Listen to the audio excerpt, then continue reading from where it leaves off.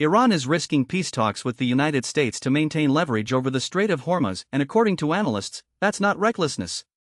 It's strategy. Here's what's going on.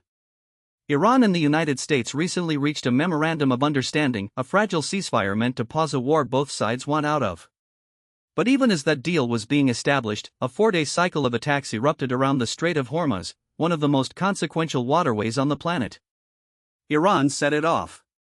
And analysts say they had very specific reasons for doing so.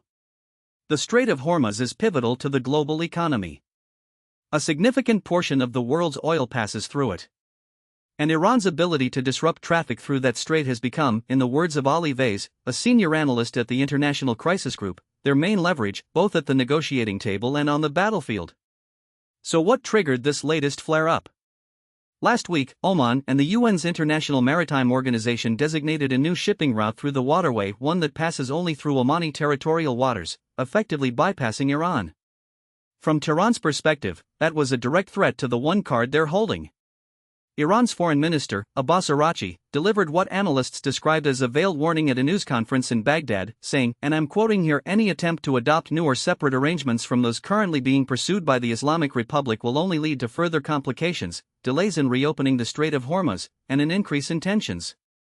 Iran never officially claimed responsibility for the strikes that followed, one on a Singapore-flagged container ship on Thursday, another on a vessel on Saturday.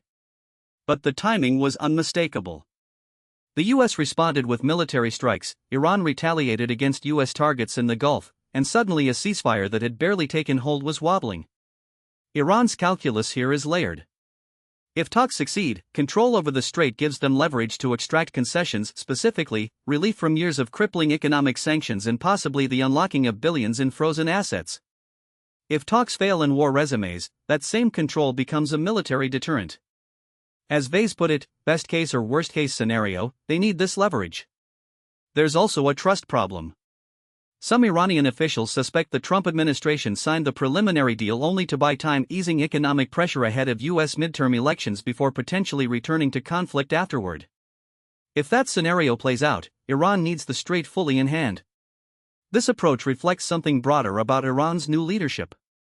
The country's former supreme leader, Ayatollah Ali Khamenei, who was killed in the opening salvos of the US-Israeli war with Iran back in February, had long avoided direct confrontation with Washington while also blocking high-level talks.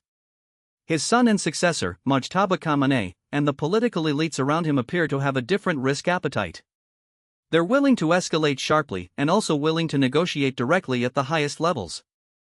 Both at the same time.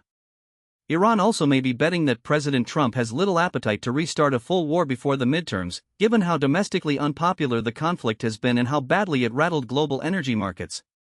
Still, the repeated flare-ups carry a cost. Every time negotiators have to put out a new fire, they lose time and bandwidth to work on the substantive issues, a comprehensive end to the conflict, a nuclear deal, the question of Iran's stockpile of highly enriched uranium.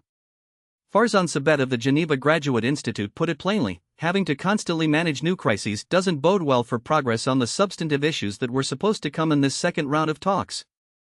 Both sides have real incentives to keep the process alive, the US to avoid an unpopular war, Iran to unlock desperately needed economic relief. Most analysts expect Washington and Tehran to keep extending their initial 60-day negotiating window for many months to come.